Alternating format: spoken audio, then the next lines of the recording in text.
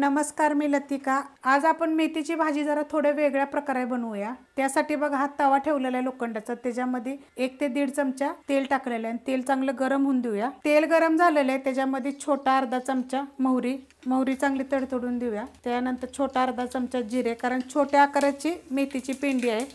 4 मिरच्या आहेत त्या बारक्या आकाराच्या तिखटवाल्या, आणि 6 पाकळ्या लसणाच्या आहेत त्या अशा मोठ्या मोठ्या कापून घेतल्यात बघा। आता हे थोडंसं आपण भाजून घेऊया मीडियम गॅसवर। अशा पद्धतीत बघा थोडंसं भाजलं की त्याच्यामध्ये छोट्या आकाराचा कांदा बघा असा मोठा मोठा कापून घेतलेला आहे। गॅस आपला मीडियम आहे। आता हे सगळं आपण चांगलं भाजून घेऊया। भाजून घेतलेलं आहे बघा, एकदम कांदा असा लाल असा आपल्याला करायचा नाही आहे, अशा पद्धतीत भाजला पाहिजे। आणि मिरची आणि लसूण आपले एकदम क्रिस्पी असे झालेले आहेत। आता ह्याच्यामध्ये बघा छोट्या आकाराचा एक बटाटा घेतलेला आहे एकदम बारीक कापून, आणि 2 चमचे मुगाची डाळ 15 मिनिटं भिजत घातली होती। हे सगळं धुवून नितळून घेतलेलं आहे मी पाणी त्याच्या। आता हे ह्याच्यामध्ये मीडियम गॅसवर 1-2 मिनिट परतून घेऊया।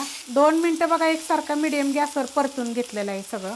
आता ह्याच्यामध्ये आपण भाजी टाकून घेऊया। तर भाजीची बघा छोट्या आकाराची पेंडी होती, तर मी अशी नीट केलेली आहे। तुम्हाला जर रेसिपी बघायची असेल मी कशी नीट करते त्याची पण रेसिपी अपलोड केलेली आहे, त्याची लिंक मी ह्याच्या खाली देते। आणि भाजी टाकताना गॅस बारीक करायचा, फास्ट जर गॅस असेल जर नाही हलवलं तर खालचं करपून जाईल। आता हे हलवून घेऊया। मिक्स करून घेतले बघा अशा पद्धतीमध्ये सगळं।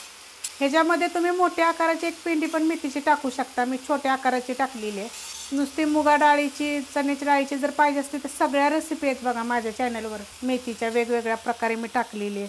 त्याच्यामध्ये चवीनुसार मीठ, आणि गॅस आपला फास्ट आहे। आता फास्ट गॅसवर आपण आता ही नुसतं परतून घ्यायचं असं हलक्या हातानं। बघा अशा प्रकारे मेथी झालेली आहे। मी एकसारखं 5 ते 10 मिनिट एकसारखी मीडियम गॅसवर परतत आलेली अशी मस्त अशी होते बघा, आणि चवीला 1 नंबर लागते। फक्त तुम्ही ह्याचं वाटलं तर थोडीशी मेथी जास्त टाका। आता एवढी एक पेंडी छोट्या आकाराची एवढ्या ह्याला बरोबर आहे। तर ही जर रेसिपी तुम्हाला आवडली तर लाईक करा, सबस्क्राईब करा, कमेंट करा आणि शेअर बी करा।